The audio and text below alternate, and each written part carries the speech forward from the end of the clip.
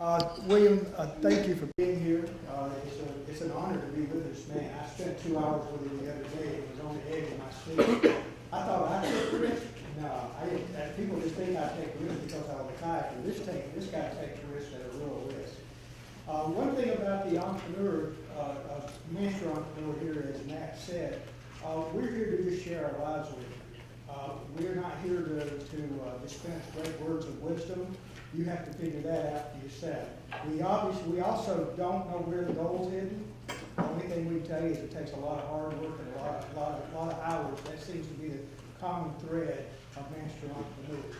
So at this point, I will start off, and William, if you could you tell us about your dealership family? Matt alluded to it a little bit, but yeah, I'd be glad to be here today, and really honored to have been asked to speak. Steve Owens was his first spokesperson or entrepreneur that addressed this group, and he and Bill asked me to be the second one, and it's a tremendous honor to be asked to do that. I don't do this very often, but it is an honor to be here with you today. My dealerships in the upstate currently consist of, and Matthew alluded to it, we have in Greer, which is where we started, we currently have Chevrolet, Buick, GMC, and Cadillac. In Greenville on Woodruff Road, we have Breakaway Honda, which we've had since 1991. And on Lawrence Road, we have Acura and Infiniti. And those dealerships, this past year, the numbers are a little different than that, but we did a little over $230 million in sales. We currently have approximately 350 employees, and we retail somewhere roughly about 7,500 new and used retail cars a year. So that is generally how our family of dealerships is made up. well, thank you very much.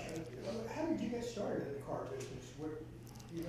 Did you start off when you were 18, so you make all this, or? Well, Matthew, and I don't know if we wrote it wrong, but he said 91, but I actually got started in 71. And it was purely a fluke that I got in the car business. It was the best fluke of my life, I guess. And I was in high school, wasn't sure, I wasn't planning to go to college for most of my high school, and ended up finally deciding, getting talked into by someone I might talk about a little bit later to convince me to go. And how I chose accounting, I don't know, but I ended up choosing accounting and was going to be a CPA. I was married when I was 19, so I was working and going to school, and was going to night school when I was in my third and fourth year, and an accounting teacher there that I was taking accounting from, I made good grades and got along well with the guy. He kept me after class one class. I was 21, and he said, "I want you to go apply for a job with a friend of mine." And I said, "What kind of job is it?" At that time, I was working in an electrical supply dealership or electrical supply company that I've been working in for probably 5 years. And he said, "It's a Chevrolet dealership, and he's got an office manager job open." And I said, "Well, I'm not qualified to be an office manager. I'm studying accounting in a book, and I'm surely not ready to be an office manager." And he said, "Well, just go talk to the man." And so here, I just had turned 21 that month, and I go, first time I ever stepped foot in a dealership was when I went and applied for a job. And 3 interviews later, the guy hires me, and I go to work at a Chevrolet, small Chevrolet store in Warner Robins, Georgia, as an office manager. And you know, I had to go back for 3 interviews, and the third interview, he had me bring my wife, who at the time was, I think, 19 years old. We'd been married a couple of years, and he said, "I want to make sure you understand your husband's going to put a lot of hours in, and y'all hadn't been married that long." And he said, "Are you in with that? Are you going to be okay? Because if you're giving him a hard time about working long hours, this isn't going to work." And she said, "I'm all in."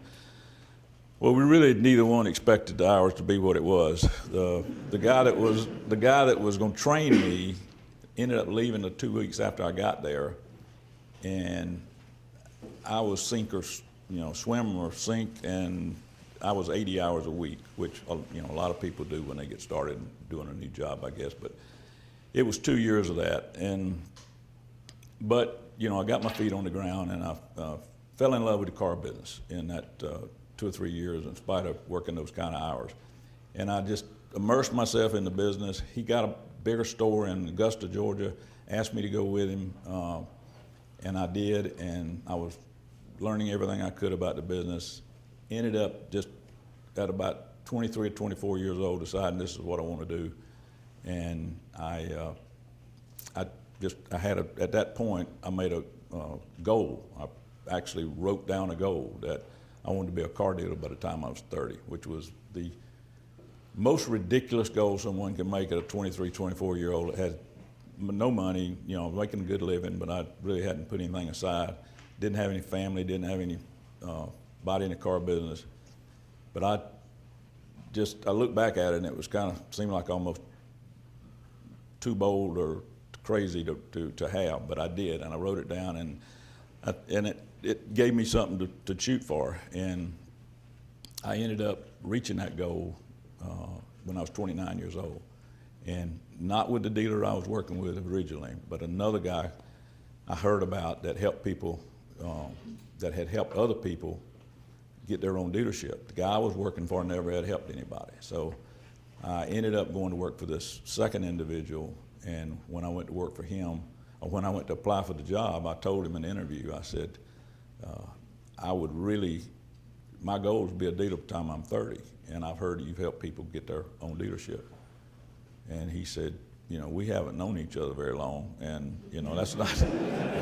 that's not something I can commit to you. But I said, he told me, he said, if you come to work and you do a good job, he said, there'll be opportunities, and it'll just be up to how you apply yourself. So my opportunities looked a lot better there than they do where I was currently, and I actually took a pretty decent cut in pay to make that change. I had a 9-month-old baby at the time, my daughter, my oldest, and I ended up moving to Malden, South Carolina, and took that job with Sherwood Chevrolet. And my wife stayed in Augusta with a 9-month-old baby for first 6 months, and I would go back on weekends. And eventually we got her up here, and I worked for that gentleman for 5 years, and he eventually helped me get my first dealership in Greer, South Carolina, which was an O's Cadillac store. Great story. And you have I think your son-in-law and your son here today. I do. My son, Wes Bradshaw, is back here, and he runs our Greer operation and has for a good while. And my son-in-law, Bill Donovan, is back there beside him, and he runs our import stores in Greenville, and is the father to my 3 precious grandbabies. That always makes him more valuable. It also puts a lot of pressure on him. Well, tell us about your childhood.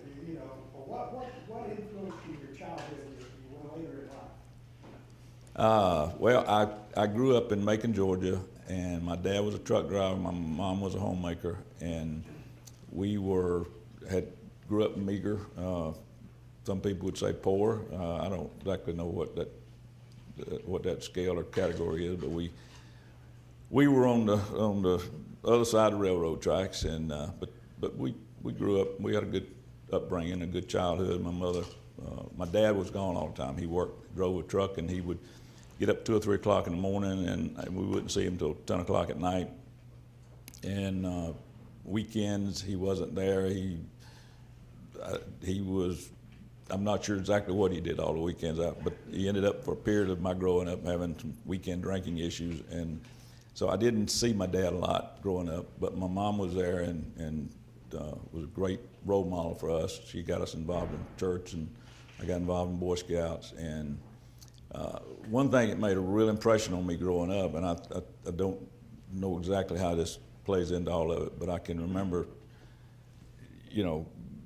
not having much money, and she's trying to make ends meet, and she's borrowing from this small loan company to pay back that small loan company, and she's on the phone all the time, and she's getting hounded, and she's making $5 payments and $10 payments and writing it down in a little book, and I just can remember years of going through hearing that as a kid growing up, and that made an impression on me. And the other thing, I knew if I wanted something extra, if I wanted to buy something or go to a movie or go to something that the other kids were doing, I the money wasn't there, and I knew the money wasn't there. So I started doing everything I could, which I'm sure a lot of folks here in the youth, try to raise money. And I would sell Coke bottles and, go around looking at Coke bottles. And we would, had a guy around there that was a landlord to our landlord, and he had some old houses, and he'd tear down stuff and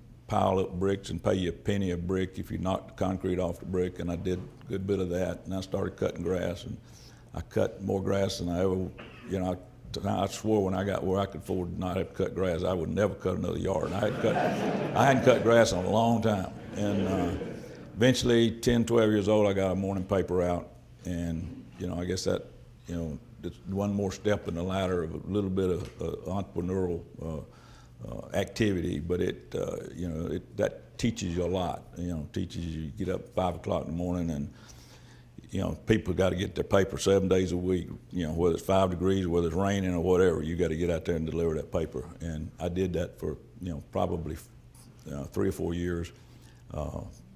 Eventually graduated to getting a job in I think my first job was in a Western Auto or in a Rexall drugstore. I think were my first 2 indoor jobs. But those things had a big impression on me. Another thing that had a really big impression on me, it was probably one of those life-changing times you meet somebody. I ended up signing up for a class in school. It was a DECA. I don't know how many people have ever heard of DECA, Distributive Education Clubs of America. That program set me on a course that I think enabled me to end up in a good place. And I got in it for all the wrong reasons. I got in it in the 10th grade so I could get out of school at 1 o'clock so I could go to work. And didn't have a lot of ambition about going to college. I had no plans to go to college. But I took that course, and while I'm in that course, this particular teacher, Mr. Roger Green, he sees something in me that I don't think anybody had seen. And he started encouraging me. And, the guy, while you're in that class, you learn, they teach you how to tie a tie, they teach you how to apply for a job, they teach you a lot of basic stuff. And not having had a dad that I was close to and involved with, this relationship really was turned into a very impactful relationship. He ended up talking me into running for president of DECA, which was the first thing I ever ran for an election. And I just thought about it the other day. I didn't run for another election in my life until 2000.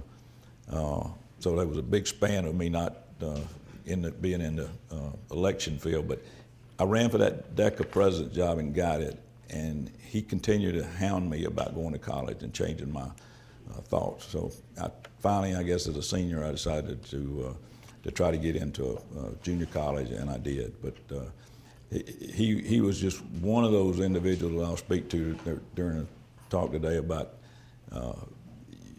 people that come into your life that have major impact, and if you don't meet them or you don't have a relationship with them, your life might go in a different direction. So, and unfortunately, he just passed away about 3 weeks ago. But tremendous individual, had a great impact on a lot of young people. Wow, that's a great story. Well, we all know there's no secrets to success, but what do you attribute your success to? Well, I attribute a lot of it to people like Mr. Roger Green and Mr. Steve Chase, who was my accounting teacher that would talk me into going and apply for that first job.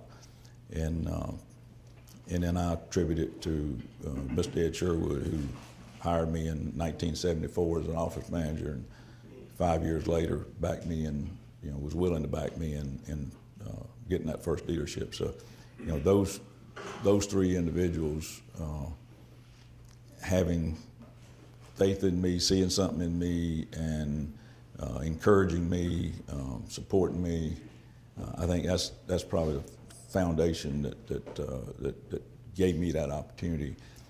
I think I somehow or another I got a drive, a competitiveness. I don't know if it goes back to hearing my mom getting hounded by those bill collectors or what, but I've just had a drive that I wanted to do something, be something, have some success, and I have, to get success, you got to work really hard. I mean, it doesn't just happen, and if you don't have that drive and the focus to stay after it, and I'm not sure, but I have a high tolerance for risk. I'm not sure exactly where that came from, but in the early days of me taking that first risk, we in 1979 when I went to Mr. Sherwood, we were in Atlanta. I was running a dealership in Atlanta for him, and Chevrolet store, and didn't like Atlanta. I had two small kids, 2 and 5, and I was driving an hour to work, and I just didn't like the environment that I was working in or living in or raising my kids in. And I told him, I said, I'd really like to, I think this is a time I'd like to try to get my own store. We hadn't talked about it in a while, but I said, I'd like to go back up to Greenville area. I said, I really like Greenville. I'd lived in Macon, Warner Robins, Augusta, Atlanta, Malden, and Malden was by far our favorite place to live. And we'd only lived there about 2 years, but he said, well, if you go find a small store, and if you can find one, he said, I'll help you. And he said, you help me sell this one, and I'll help back you in one. So we had $20,000 that we had put aside for savings, which should have saved more than that in the period we'd been married, from 69 to 79, 10 years, I'd only saved $20,000. But we ended up getting $20,000 when we sold our house in Atlanta. We got equity. We had only owned it for about 2 years, got lucky, didn't have a real estate agent, and put it on the market, and the first person that looked at it bought it.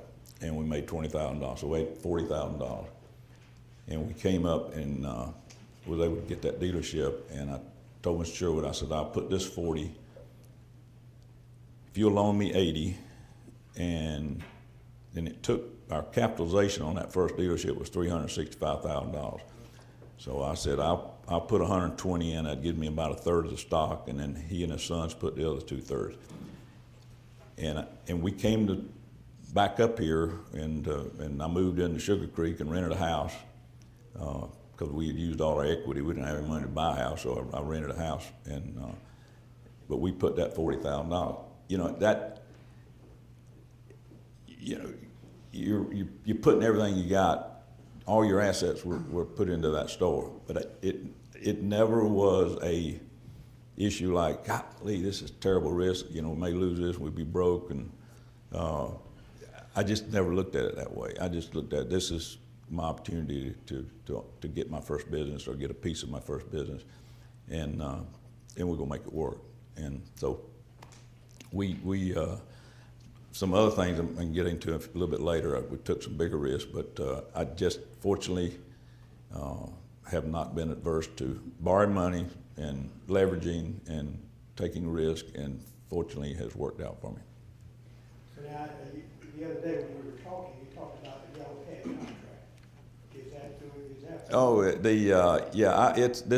This is kind of, it's one of those things you look back on. I didn't think anything about it at the time, but I'm 29 years old. I've never bought a dealership. Had been thinking about it for a few years. Wanted to, planning for that day when it came. And I heard about this dealership that was for sale in Greer. It was a man named Jimmy Minyard, would have been Judson Minyard's brother or Tommy Minyard's uncle, if anybody might know the Minyards. They were an automotive family in upstate back then. And he was in trouble, and the economy was in a recession, and his store was losing about $20,000 a month.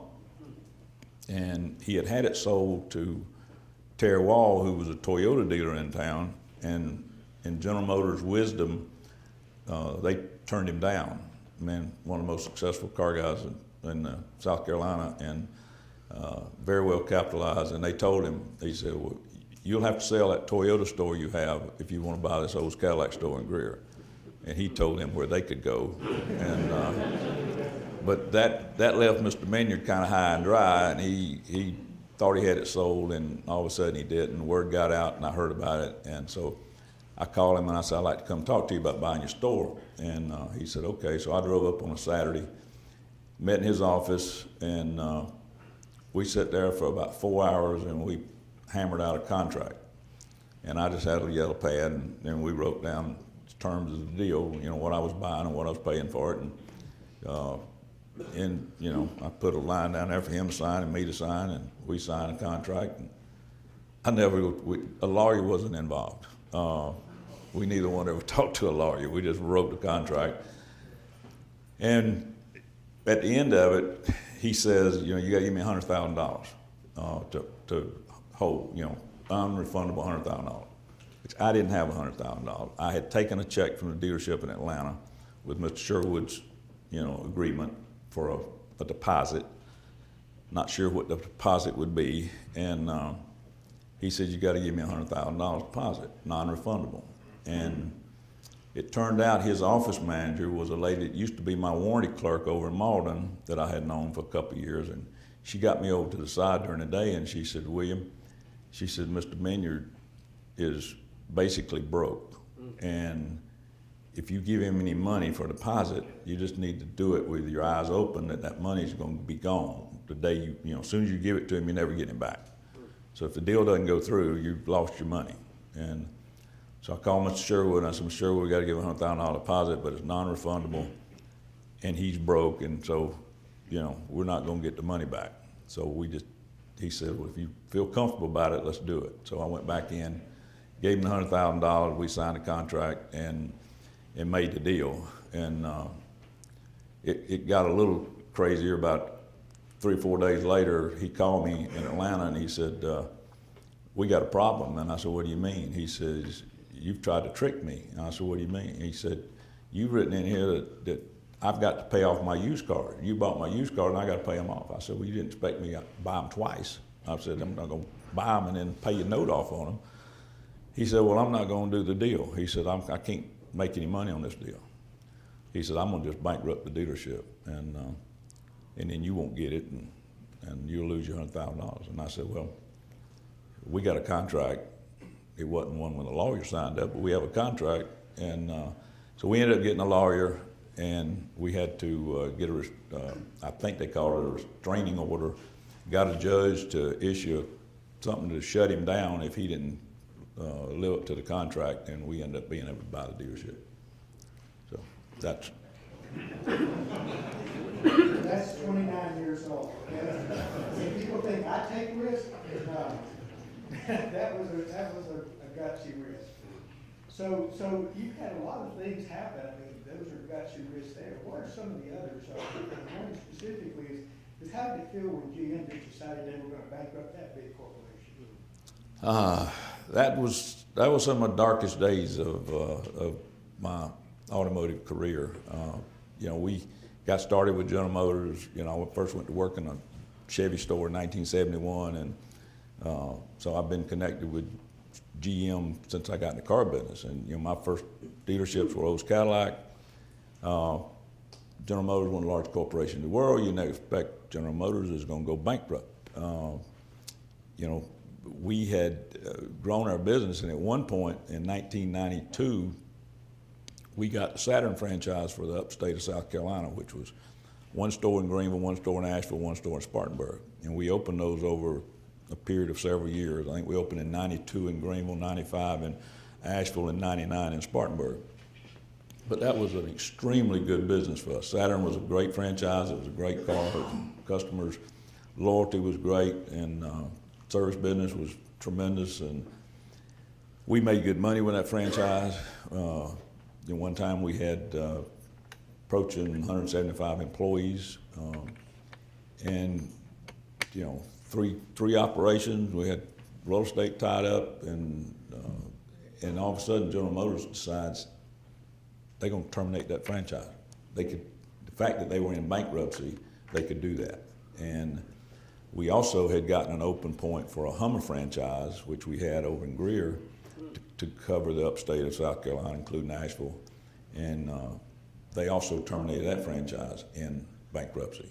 So, you know, we started construction of a building in Greer to remodel it and build a new Buick Pontiac GMC at the time, and Cadillac, and a Chevrolet store which is going to be approximately $4.5 million worth of construction. And we were moving in that building, the first part of that construction. We moved in on middle of September 2008, and Lehman Brothers announced bankruptcy middle of September 2008. So from that point, we were too far in to do anything about it. I mean, we really couldn't slow that process down. Our risk was, it was a 25-year decision to remodel those buildings or build new. We actually tore the building down and built a new building. And so what we had to do was survive. I mean, if it was a good decision. Timing wasn't great, but it was a good decision if we can survive. And then we're going through that, and then we get into GM's in trouble, and next thing you know, GM is deciding to go bankrupt, and then we find out we're going to lose Saturn, we're going to lose Hummer. We also actually got a letter from GM that they were going to cancel our Buick GMC franchise, which fortunately we got that turned around fairly quickly in about a 24-hour time frame. But that, you got to hunker down. I mean, we had to do we had to make some tightening and business decisions. We had never laid off an employee prior to that from the time we got in business. And we unfortunately had to lay off the Saturn organization. We moved some people around. We did it over a period of several months and helped some people find their jobs. But we had to tighten our belts, as I guess everybody did in 08 and 09 when the economy, I guess it's close as we're all going to hopefully ever see what a depression can look like. But it was difficult, it was challenging. Fortunately, we tightened our belts and we didn't lose money during that hardest part of that downturn. And it was, you got to work. You got to work at keeping your attitude there, and I give credit to our people for digging in and stepping up and doing the kind of things that we needed to do to survive that. But that was emotionally and financially, that was the most challenging thing that we gone through. But it was such a great franchise, and we had so many good people that had built that franchise from nothing. When that franchise came to Greenville, there were no cars, nothing. Nobody knew about a Saturn. And we were able to build that up into a great business, and GM just makes a very bad decision to shut it down. And the day we closed those stores down, we had $11 million worth of real estate that was attributable to our Saturn franchises. And over a period of time, we had to liquidate. Most of that we've liquidated. We still have some of it that we're trying to repurpose. But toughest part of that was the employee piece of it. But well, everything I ever hear about you is you're one of the nicest people to work for. What do you attribute? What's your philosophy of treating people? It's pretty simple. I think I've tried to live by a golden rule. You treat people like you want to be treated. We started with 15 employees, and if we try to operate a dealership with it's not real structured. We try to give a family atmosphere at all our stores. It was easier for me to do that with inflecting my personality when we had 15 or 50 than it is when you got 350. But my job is to, as we've grown the organization, is to be sure that the folks coming along have bought into that philosophy and that culture of treating the customer the way you want to be treated. And we'd much rather, and we just try to, from a customer standpoint, if we made a mistake, we try to fix it as quick as possible. If the customer thinks we made a mistake, we try to err on the side of what the customer believes, and so you save $50, $100, $500 and lose a customer, and you lost everything. But a little thing we do that goes back from beginning. This goes back to when I was working with the Sherwoods. It was something we did, and we started giving out honey baked hams. And at the time we were doing this, they didn't have a honey baked ham store in Greenville. We'd have to ride to Atlanta. But for Christmas, we would give every employee a honey baked ham. And so when I started my first dealership in Greer, and at that time I think we still might have had to ride to Atlanta to get them, but we gave out 15 hams that year. And before Saturn was shut down, we had 400 and probably close to 450 employees, and now we're at about 350. And every year we go around to all the dealerships, and I get an opportunity to look every employee in the eye and thank them for their business, thank them for their what they do for the company, and give them that ham. It's not a whole lot of money, but it's one of those things that employees, I think, appreciate, look forward to, and it's a tradition that we've stayed with. Well, it's obvious it's not the amount of the gift, it's from the heart that you give it that I think makes a big difference. Well, I had a couple of other things, but I just can't believe you were in your early 50s and you decided to take on the presidency of the National Automotive Dealers Association. So how did it feel standing up in front of several thousand people giving a speech? Scary. That was I'm still look back and not sure how all that happened, but I decided in '99 to run to represent South Carolina for there's one representative from each state on the national board, and I had never served on the state board as an officer or on the board in any capacity, but I decided to run for that national representative, and fortunately I got elected. And once I got on the national board, I started serving on some committees, and after about 3 years, I'm really getting immersed in the national organization, and I'm enjoying what I'm doing. And I guess I got on at 50, and now this is 50. You got 3-year terms, and somewhere around the end of my first term, some people mentioned to me, said, "You ever thought about running for chairman?" And I said, "No, not really," and because that chairman job had a lot of speaking involved, and at that time I was petrified. I mean, petrified of standing up in front of people speaking. And but I ended up getting out of my comfort zone, decided to run for that, and fortunately got elected in '04, served as vice chairman in '05 and chairman in '06. And that was a growing, stretching experience, because I was traveling all over the country and some parts of the world, and speaking on behalf of car dealers to a lot of different dealer associations and manufacturer events, and so I had to get more comfortable with talking in front of people, and still not great at it, but I'm not as nervous about it as I used to be. But it was a great experience, and I'm glad I did it. I wouldn't do it a second time, but I'm glad I did it.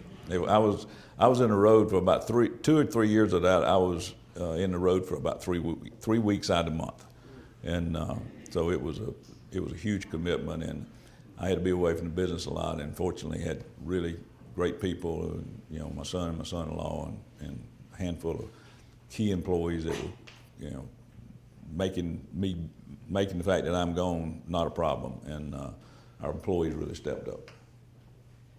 Well, that's impressive. Yeah. So how do you handle that kind of stress, and how did you help? Well, I think I handle stress okay.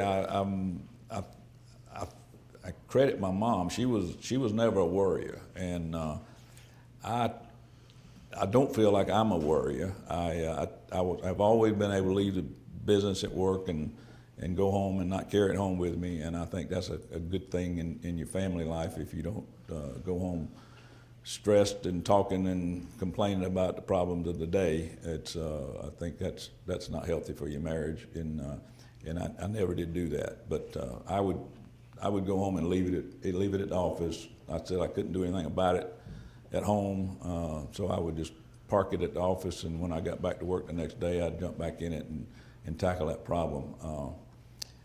I don't know. I say I handle stress good, but July 2012, I found out I had cancer, tonsil cancer. Stress is one of the things that causes cancer, so I'm not sure I was handling stress as good as I thought I was. but it might not have had anything to do with it. But I got tonsil cancer and ended up having the battle of my life in August and September of 2012 with 35 radiations and some chemo, and I had to pull myself out of the operation.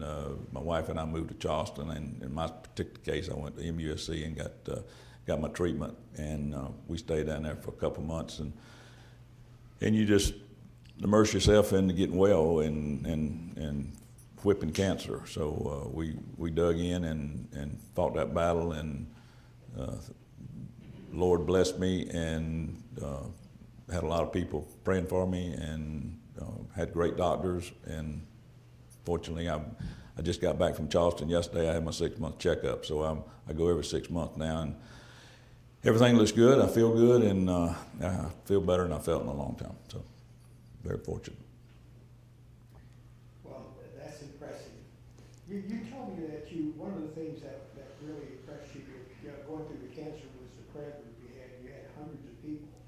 Yeah, I made a decision, and different people approach it differently. Some people that I know have gotten cancer, and it's a private issue, and I respect that, and they just choose to keep it private, and it's in the family. And but I decided I was going to get me the biggest prayer warrior group I could get, and I took advantage of that network of National Association friendships that I had made, and with the NADA board, and I guess I had a prayer group of about 100 that I kept updated on my.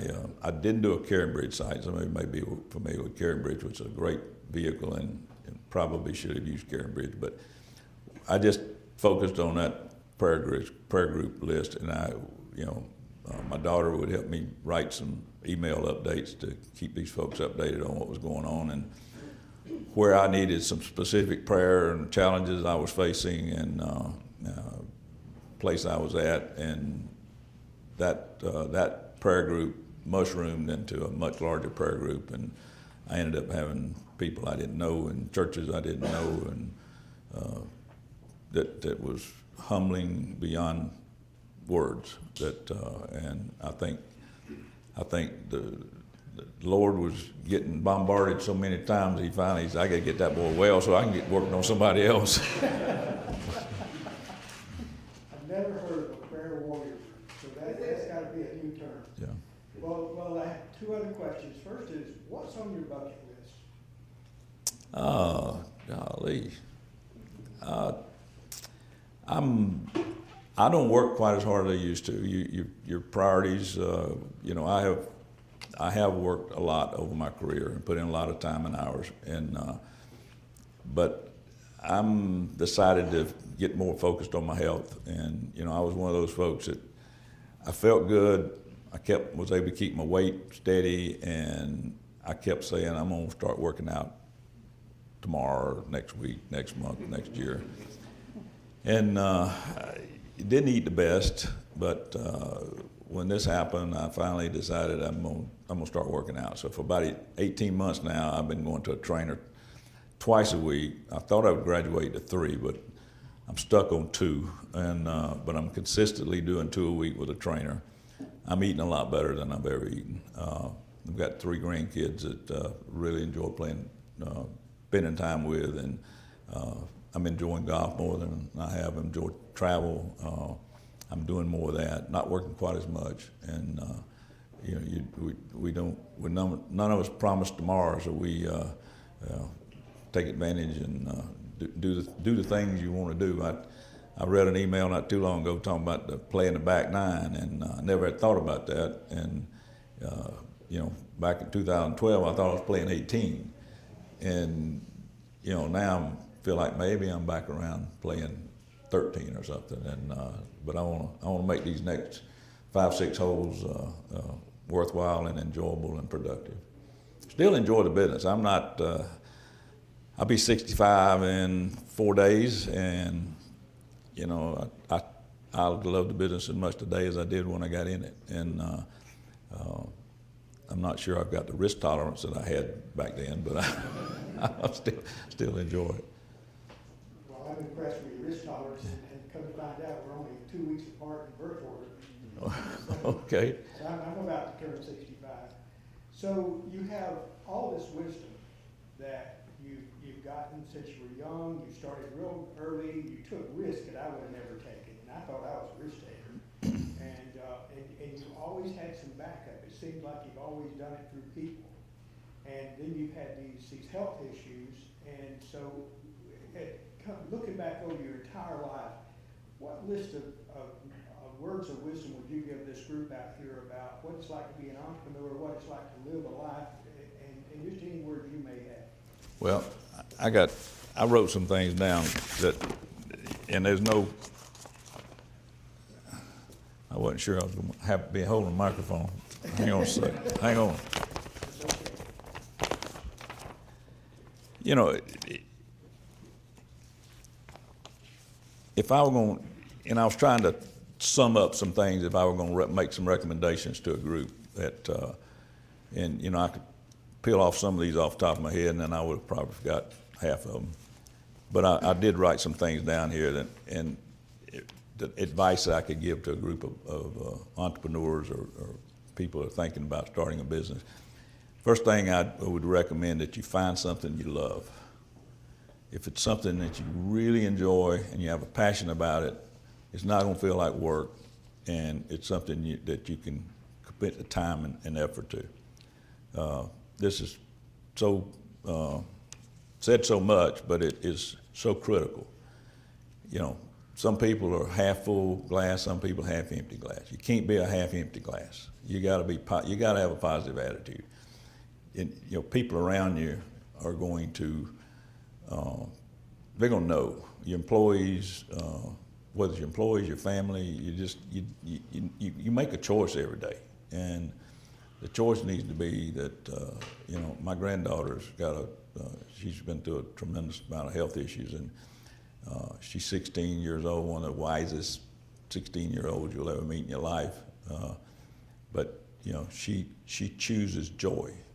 And she's had more reasons to be whine and, you know, be upset and whiny and this or that, but she gets up every day and she chooses to be joyful. And I think it's another way of saying, you know, have a positive attitude about what you're doing. I think another thing that you just, you know, whatever endeavor you're in, it won't just happen. You got to be willing to put in the hours, the time, and be willing to put in that extra effort. I hope y'all have read this book, and over the last couple of days I've been thinking about this. I went back and got a hold of this book. It's called 212. Anybody read the book 212? It's written by Mike Anderson, and water is hot, very hot at 211 degrees.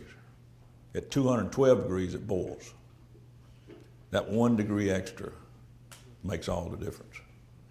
And the same thing is applied to our work efforts. Is that little bit extra can make the difference. That little extra time, that little extra effort, that extra commitment can make the difference between success and failure. Another thing, learn all you can about your business and product.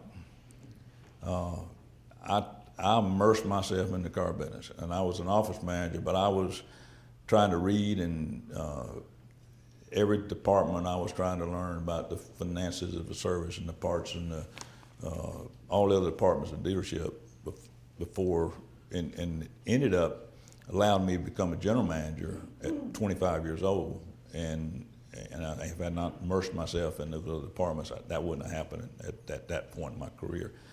But education should not be looked at as high school or 4 years of college or master's degree or whatever. Education should be looked at, you know, that's something you're going to be doing the rest of your life. You know, you don't finish your education, and it's something you need to. Somebody said if you put extra hour study into your field of specialty or whatever you're looking at, in 5 years or less, you would be a national expert on that subject. But you know, I never was a reader of, and I probably missed out. I don't read just a lot of pleasure reading books because I read so much stuff that I'm trying to do self-improvement, or I'm trying to read something about the industry, or we've got tons of automotive publications that I have a hard time reading, keeping up with. But lifelong student is something to be committed to. I think another thing, and I think too many people miss this, is pay attention to the details. It's, I'm fortunate I got that accounting background, and details was something that kind of paying attention to detail kind of came easy for me. It doesn't come easy for some people, but if it doesn't come easy for you, you need to work at it. And if you pay attention to the details and you inspect what you expect, your results, your success will come sooner. We talked about this earlier, cultivating mentors. My success story wouldn't have happened had it not been for 3 or 4 key people in my life that I was able to and they came at way different stages of my life. And no one can achieve success without the help from others. Set goals. Kind of basic, we all know it, but you don't just set goals, you set stretch goals. For me to be bold and crazy enough to say I want to be a car dealer before I'm 30, when I'm 23, 24 years old with no money, that might have been stupid, but I did. I read that goal, didn't know how it was going to happen. I wrote it down, and it eventually I found a way to make it happen. You're much more likely I think we all know, much more likely to achieve a goal if you write it down and then you stay focused on achieving that goal. Be decisive. Procrastination will kill us, and if we got to make decisions, we need to step up. We need to make decisions. Stay committed. Stay committed to your efforts that you're into, your commitment. Big part of success for all of us is people. I mean, you got to hire the very, very best people that you can, and then you got to commit to training them. If you take the time making sure you're hiring the right person. Most people hire people too fast. We're in a hurry. We need somebody today. We go out and we try to hire somebody. Take time, spend extra time, hire the right person. Be sure you're hiring someone that fits in your organization, fits with your culture. You can hire bodies, but you really need people that believe what you believe, that want to take care of the customer. You can't teach people to be servant-minded. You can't. The mom and daddy had to teach them that. You can teach them how to do a job, but you can't teach them how to treat people. I read this somewhere and it stuck with me, but be sure you have the right people on the bus sitting in the right seats, then get the wrong people off the bus, and then be sure that everybody on the bus knows where the bus is going. We've talked about this, pretty basic, but it's been there for me, and I give it a lot of credit for my success is following the golden rule. Treat your employee and customer the way you want to be treated. Treat your employee and your customers like family. Entrepreneurs have a dream of what they're trying to create. But one person, me included, Bill, anybody, one person can't make that happen. You've got to be able to communicate that dream, that vision to your team, to your people. And once you can get your team to buy into your dream and it becomes their dream, great things can happen. And the last thing I'd say that honesty and integrity has to be the cornerstone of everything you do. My name and your good name and reputation is the most important thing we have. And without that, it won't happen. And so that's. Well, I'm greatly impressed and humbled. So thank you so much. Thank you. I think at this point, we will take any questions from the audience. I'll ask you a question. This is kind of, and Bill and I talked about this before. You mentioned being a paper carrier. Yeah. What was the aspect of being a paper carrier you liked the least?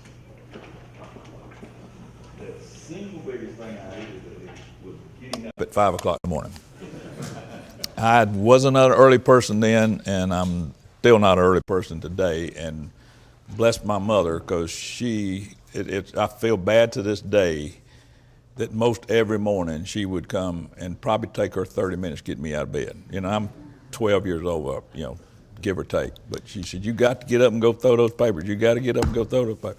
Second thing about it was doing it when it was literally, I can remember one morning it was 5 degrees in Macon, Georgia. And my dad did, that morning, my dad did take me around in a car. But it was doing it in the bad weather and doing it early in the morning. I could have got an afternoon route, but I was doing other things in the afternoon. So I had to do it in the morning. Another question in the back, sir? Yeah, how did you sort of handle or navigate major changes to the industry? So one that comes to mind is like when Toyota and Honda and some of those other Asian manufacturers sort of came into the market. And how do you sort of see what do you see as like the biggest threats going forward? Do you think like online auto sales or like the Tesla Motors model or something like a CarMax type of model? Do you see any of those as major threats to the auto dealership? Well, I think they all have been threats at different level and have caused change to our industry. You know, we may be the only product that I can think of, only major product I can think of that all our costs, exact costs, are on the internet, and you can, you know, any buying public person can go find out exactly what we pay for our product. So you can't do that if you buy a boat or a plane or a suit or furniture. You don't know what the margins are. So, and you know, you think that might work okay, but you know, the mentality is, most people think we make, I don't know, I've heard all kind of numbers, $2,500, $3,500 on a car. I mean, that's a general perception. We don't make anywhere near that kind of money on a car sale. And I think the public, they'll come in and they say, well, we know what you paid, and you know, we'll pay you $100 or we'll pay you $200 or some people pay $500. We know you got to make some money. You got floor plan, you got buildings, you got people, you got advertising, you got all these expenses. We know you got to make some money, but do it on the next person that comes in. But the internet has been a huge challenge, and it's totally changed our business over the last 20 years, and we've all adapted to it. Tesla is a new challenge. It's trying to. He's making a real effort to change it to eliminate the dealer network, to go straight to the public. And we have, fortunately, states have state franchise laws. We think we've got our industry, our national association makes the case that the franchise system brings a lot of value to the system, and it doesn't cost the manufacturer anything. We work on pretty thin margins. At the end of the day, if a dealership can make 2.2 national average on net profit in a dealership, new car dealership, across all brands, including Mercedes and BMW. If you average Mercedes, BMW, and Lexus in with Kia and Hyundai and everybody in between, there's 2.2. I think for 2014, the margin net profit before taxes was 2.2%.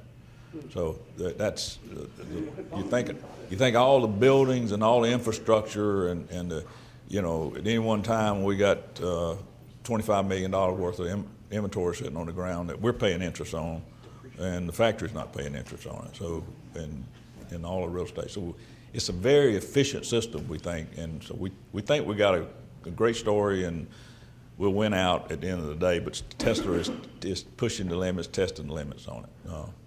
It's one thing that's exciting about the business. It's constantly changing, and there's you do have to evolve and change with it, or you'll get clobbered. And I'm thankful for I got younger folks like my son and son-in-law coming along that can grasp all this internet stuff, because I am not a tweeter or a social media person or a Facebook. I don't have a Facebook account, Twitter, or whatever it is. But we have to have that. I mean, our business has to be involved with that, and fortunately, we got people that understand that, because I don't. But did I answer your question? Okay. Let's do a question right here in the front, sir.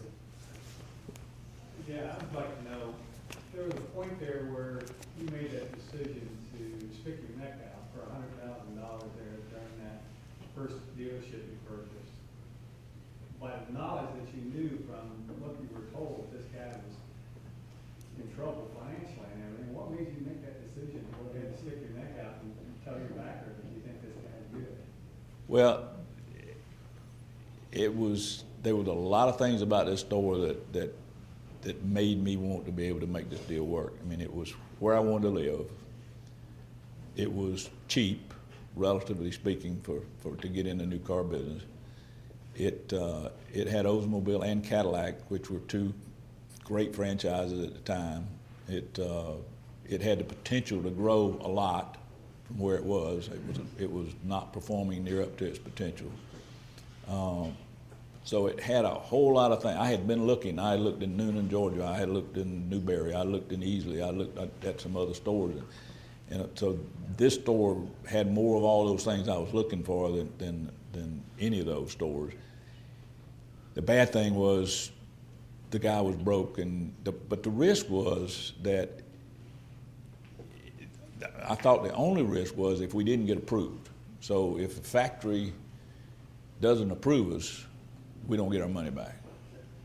But if I felt like with my partner's success in the car business and my track record in the car business, even though I'd never been a dealer, that our odds of getting approved were really good.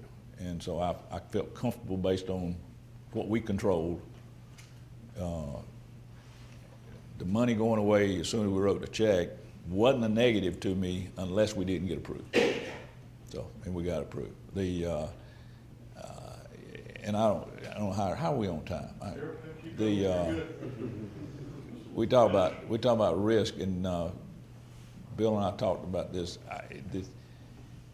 Maybe the craziest thing I've ever done makes that look not crazy. That makes this next thing makes that look easy. In 19, and this goes back to some of your question about the imports coming along.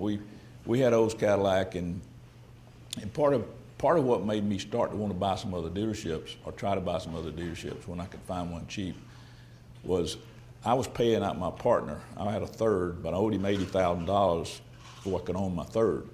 And I was paying him 1% over prime. That was the deal. Just pay me interest monthly, pay the principal when you can, pay it off when you can, no hurry. But at the same time, we're making a little money and the stock value is growing. So I'm having to buy an increased stock value.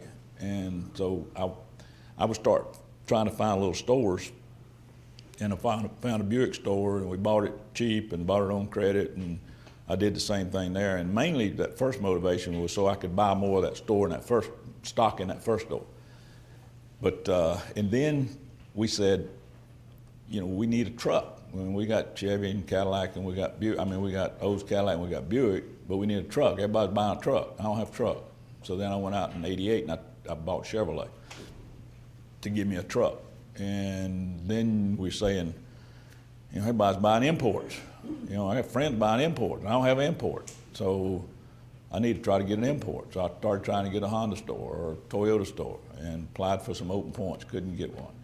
And then I had an opportunity to buy Olds Cadillac and Acura in Greenville in 1991 in August. And I had Olds Cadillac in Greer, and turns out Tommy Minyard, who was the guy I bought out in Greer in '79, it was his nephew that owned it, and the dealership was, the only thing I could buy was stuff that was struggling. I couldn't go, you know, stores that were doing really well, they were expensive.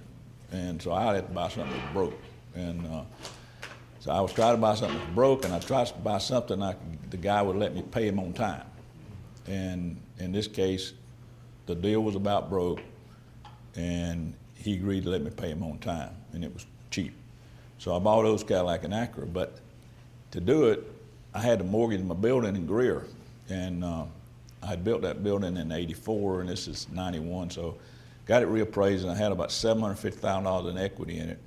And I refinanced it, and I took that $750,000 and I went and bought the Olds Cadillac Acura store in Greenville. that gave me an import, gave me a foot in the door with Honda, I thought. And so that was my real motivation. Well, 91, a few of y'all around 91, we were going into another recession, which is what we went into and said we were going into recession in 79. And in 79, if y'all remember those that went through that, interest rates got up 21%. So I was paying that $80,000 note at 21% a month. And that was painful for it. I'd gone along for about a year and a half of that, and this guy that I was a dealer, but I still felt like I worked for the guy. I mean, he was like my father and mentor, and he totally, I ran the store, he was never there, but I called him up one day and I said, Mr. Sherwood, you been reading automotive news? He said, yeah. I said, you read every day, every week, there's dealerships going out of business. I said, every week there's so many gone broke. And I said, we're making a little bit of money. And I said, the problem is I can't make a living, I was getting paid $2,500 a month and 5% of the net profit. And we were making a little bit of money, but you take 21% on $80,000, it don't take long to eat up your money.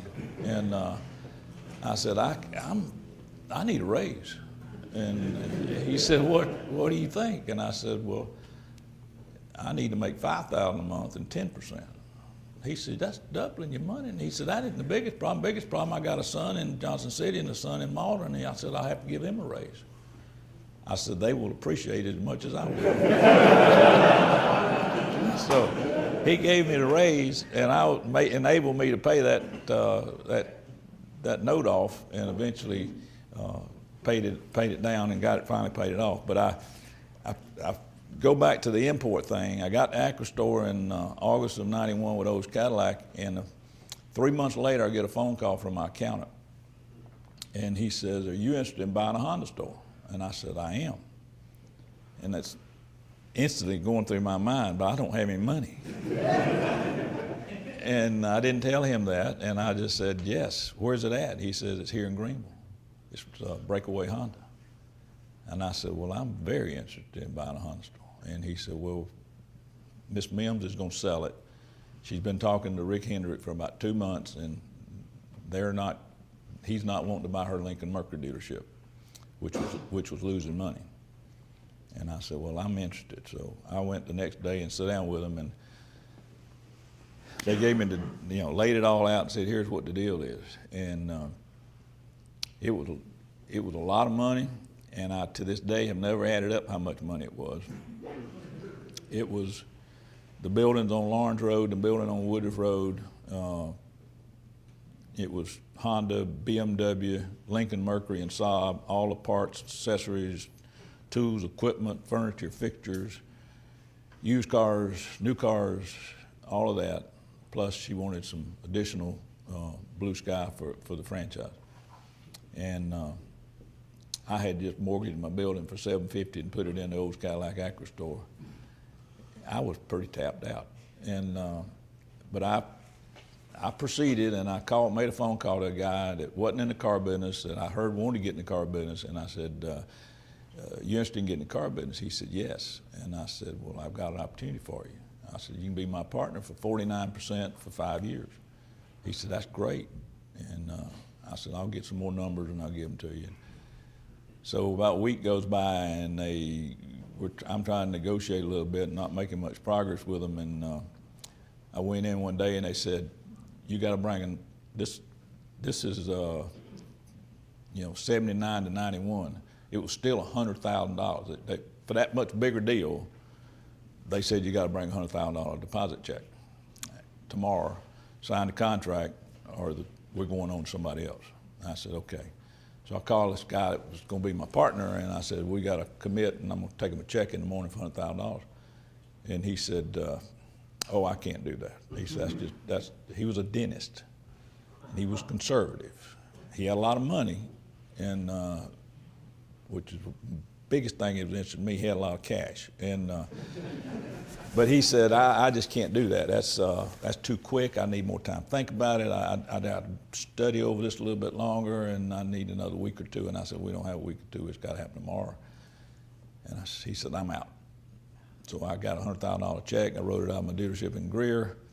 I went back over the next day. I handed him a $100,000 check like I had a pocket full of money in the bank, and signed that contract. And the contract was 3.5 months. I had 3.5 months from I signed the contract in early December. We took it over to manage on January 1, '92, and we had to close and pay for it on April 15th. And so I had literally about 4.5 months from the time I signed the contract till I had to figure out how I'm gonna pay for it. And so I had an interesting 4.5 months. I approached another partner. I almost got involved with another partner that had a lot of money. It was in car business, would have been a great partner. But he wanted to do 50-50 for 10 years. He wouldn't budge on it. I didn't want to give up 50%. I was always told somebody needed to be 51%. So I stayed with that. My old partner had always told me that. So I ended up not going with him, and I ended up deciding to liquidate some of the stuff. And I liquidated Lincoln Mercury. I sold it to Foster McKissick before we actually took it over on a management contract. Foster McKissick took the Lincoln Mercury part. I kept trying to figure out what I could do to keep BMW.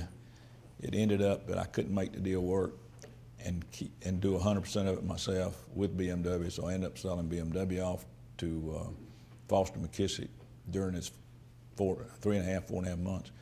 And the whole time I'm trying to borrow every nickel I can borrow from every source I can find, and we're running the dealerships in the meantime, and we made some profit during that 3.5 months that we were running the dealership. And I borrowed the last $300,000 on April 14th when I closed on April 15th. So I've never lost a whole night's sleep doing anything, but I come the closest on the 14th of What an amazing story. Thank you in your journey in life. Thank you for sharing that with us. I think another one you can add to the list is hatch, burn on the boats, and then see what happens. Thank you very much for being here today. Thank you. I also wanted to recognize our first master entrepreneur that's with us today, Steve Owens, who was with ScanSource. For those of you that didn't make it for the first session, Steve was our first Master Entrepreneur Series. So thank you again. I really appreciate you being here, Bill, William. Glad to. And you all enjoy the rest of your day. Thank you.